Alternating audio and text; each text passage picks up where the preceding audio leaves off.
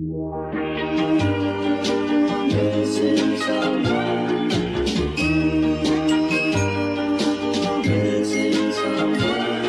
someone without you.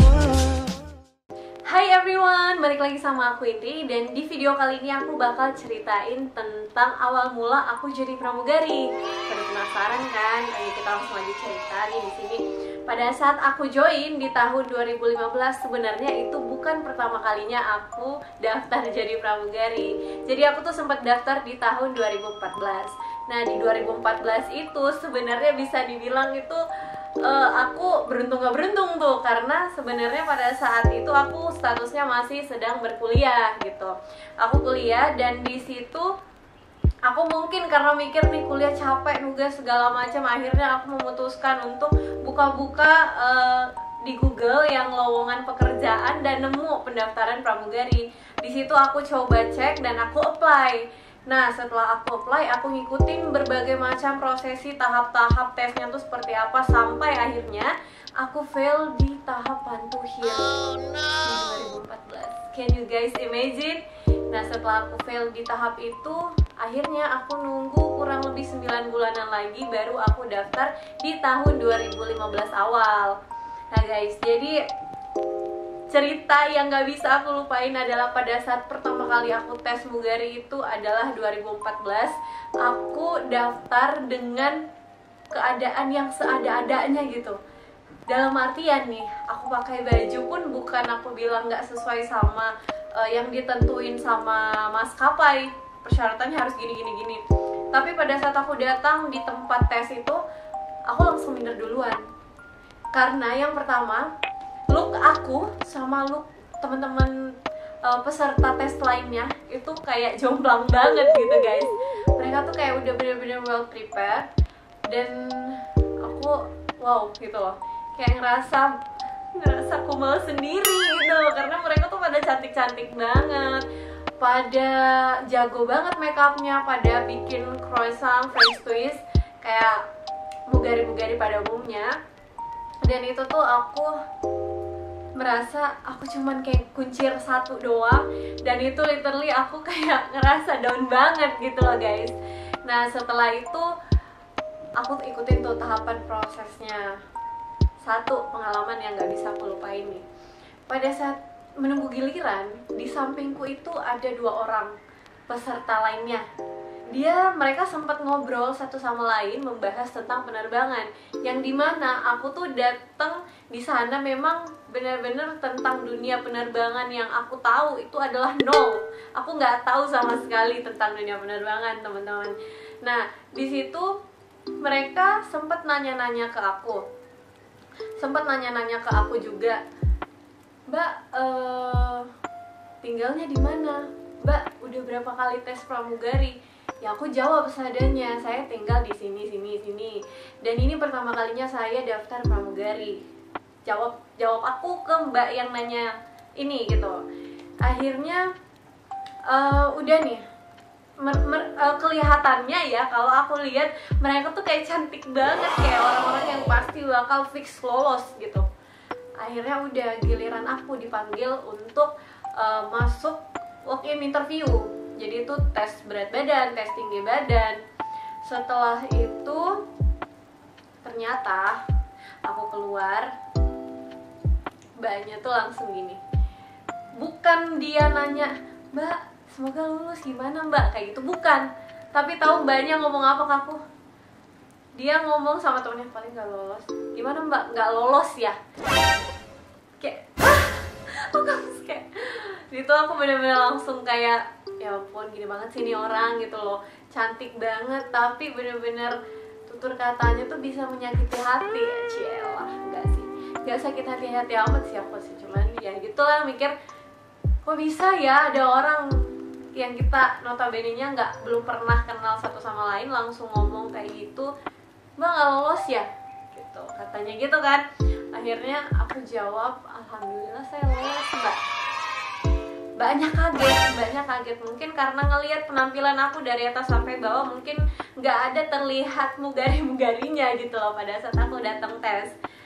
saya lolos Mbak, alhamdulillah. Saya disuruh nunggu untuk tahap selanjutnya, yaitu psikotes di sore hari. Itu waktu itu kan pagi kan kita tesnya, kita mulai tes. Nah, Mbaknya langsung, oh iya selamat ya, gitu doang. Udah nih, pada saat temennya masuk, si Mbak yang A, yang Mbak yang B ini nunggu nih di sini, sebut saja dia Mawar dan Melati ya. Mbak Melati masuk, Mbak Mawar menunggu. Keluar Mbak Melati wajahnya kayak terlihat sedih. Aku nggak ada nanya apapun sama sekali, aku nggak ada gubris apapun, hanya temennya tuh langsung accept, gimana lulus kan, terus kita disuruh nunggu kan sama kayak Mbak ini. Dia nunjuk aku bilang, terus Mbak ini bilang aku nggak lolos gitu. Akhirnya Mbak yang satu Mawar masuk lagi, ternyata mereka beneran gak lolos. Nah, satu pelajaran yang harus kita ambil dari sini, jangan terlalu jangan overconfidence atas apa yang telah kamu punya gitu.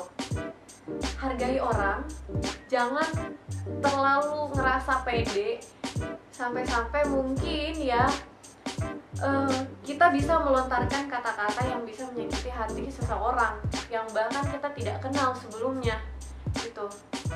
Di situ aku belajar juga, cantik, mungkin pinter banget, tapi mannersnya, etikanya terhadap satu sama lain, sesama manusia itu mungkin kurang gitu. Nah, di situ aku belajar, oh ternyata maskapai itu tidak cari yang sepinter itu, semulus itu, secakep itu, tapi dia juga memang maskapai mementingkan orang-orang yang memiliki attitude baik, manners yang baik, beretika gitu. Entah sama siapapun itu, baik orang yang udah kita kenal ataupun yang baru kita kenal gitu. Dan pintar-pintarlah menempatkan situasi kalian, pintar-pintar menempatkan diri kalian. Oke, lanjut. Setelah itu aku lanjut psikotes, kemudian ada pengumuman 3 hari kemudian, aku lanjut background check, aku lanjut lagi wawancara kompetensi. Alhamdulillah semua tes-tesnya itu mulus, dan alhamdulillah itu benar-benar berjalan lancar gitu. Dan pada akhirnya itu aku tes di Kota Makassar di tahun 2014. Nah, dan pada akhirnya udah tes kesehatan, alhamdulillah semua lancar juga. Dan tak sampailah pada saat tes terakhir. Tes terakhir itu adalah pantuhir. Nah, yang dimana kalau kita di Makassar tuh kita dapat kayak tiket untuk berangkat ke Jakarta. Nah, saat di Jakarta kita menjalankan pantuhir, aku menjalankan pantuhir. Nah, pantuhir itu tahapan yang kita menggunakan, aku waktu itu dulu daftar, kita disuruh pakai baju pramugari. Baju pramugari, kita disuruh milih entah itu warna toska atau orange. Aku menggunakan seragam orange gitu. Mungkin belum rezeki, ternyata aku fail di tahap pantuhir. Setelah itu udah, aku balik ke Jakarta dan aku mulai bekerja di salah satu kantor juga, itu kurang lebih 9 bulan. Dan di tahun 2015 awal itu aku mencoba untuk tes lagi, tapi bedanya aku tesnya itu langsung aku ke Jakarta, gak aku yang tes di Makassar. Nah, saat aku sampai Jakarta, sama nih prosesnya, aku ikutin tahapannya mulai dari walk-in interview, psikotes bahasa Inggris, wawancara kompetensi, background check, tes kesehatan, sampai akhirnya pantuhir. Alhamdulillah aku lolos. Dan di tahun 2015 bulan 3 itu aku udah mulai masuk di maskapai yang tempatku bekerja sekarang, dan mengikuti berbagai tes-tes lainnya. Ternyata tidak sampai situ. Saat kita telah dinyatakan lolos, ada juga yang namanya jungle survival gitu. Dan itu kurang lebih 7 hari kita survive di hutan, yang bener-bener kayak gimana sih cara kita bertahan hidup selama di hutan dengan mengandalkan barang-barang yang seadanya. Dan di situ kita dilatih oleh para tentara. Nah, setelah itu 7 hari, kurang lebih 7 hari ya, kurang lebih seminggu, kita kembali lagi. Dan itu kita jungle-nya waktu itu, kalau aku nggak salah, di daerah Jawa Barat ya. Daerah Jawa Barat itu di Jatiluhur ya, di Jatiluhur. Dan lanjut tuh, setelah selesai jungle survival itu bener-bener kita, karena waktu itu mungkin di bawah terik matahari, jadi kulit agak terlihat gelap ya bunda. Dan setelah itu kita mulai dengan ground training. Nah, ground trainingnya tuh banyak. Di situ itu kita dibekalkan berbagai macam ilmu tentang penerbangan, safety, security atau service, semua itu kita pelajarin kurang lebih dalam waktu 3 bulan. Dan di situ nggak sampai situ doang, kita ada ujiannya juga nih. Nggak langsung terbang, kita masih ada ujian lagi yang namanya ujian terbang atau flight training. Flight training itu ada 3, flight training 1, flight training kedua, dan flight training ketiga. Setelah 3-3-nya lulus, barulah kita dinyatakan bisa terbang sebagai awak kabin reguler gitu ya, terbang perdana gitu guys. Nah, itulah kurang lebih perjalanan aku. Jadi buat teman-teman yang pernah tes sekali 2 kali, jangan nyerah, tes lagi aja gitu loh. Bahkan nih aku cerita, ada temen angkatan, temen batchku itu yang tes sampai 12 kali, bayangin. Saking dia emang bener-bener pengen mengejar cita-citanya sebagai seorang pramugari gitu teman-teman. Jadi jangan patah semangat, jangan insecure duluan gitu. Jangan nyerah sebelum perang ya gitu. Jadi ibarat kata kalau misalnya banyak nih teman-teman, Kak kalau aku ada bekas luka, Kak kalau aku ada ini ada itu, tutupi kekuranganmu, cari caranya baru kamu tes, persiapkan. Dan menurut aku ya, kalau aku pribadi, sejak dini rajin-rajin rawat tubuh kalian, baik dari dalam maupun dari luar. Makan makanan sehat, rajin berolahraga, rajin luluran, rajin pakai scrub, rajin maskeran.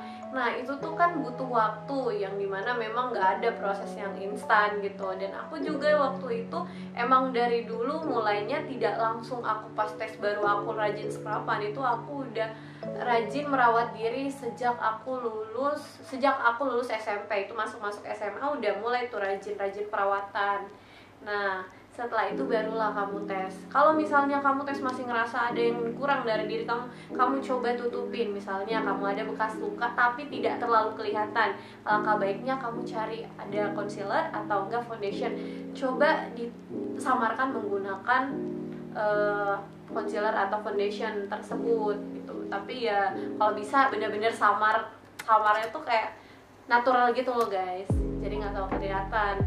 Bukan berarti orang yang lulus itu semuanya mugarinya tuh mulus 100% gitu. Cuman alangkah baiknya kita merawat diri kita sejak dini.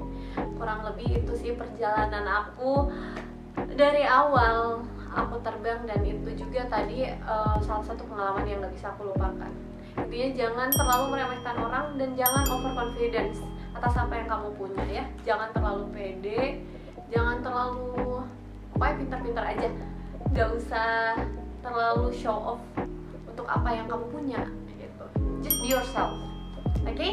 Terima kasih udah nonton video aku kali ini. Mohon maaf banyak kurang-kurangnya. Jangan lupa like, comment, subscribe YouTube channel aku dan nyalain lonceng notifikasi kalian agar kalian gak ketinggalan sama video-video aku selanjutnya.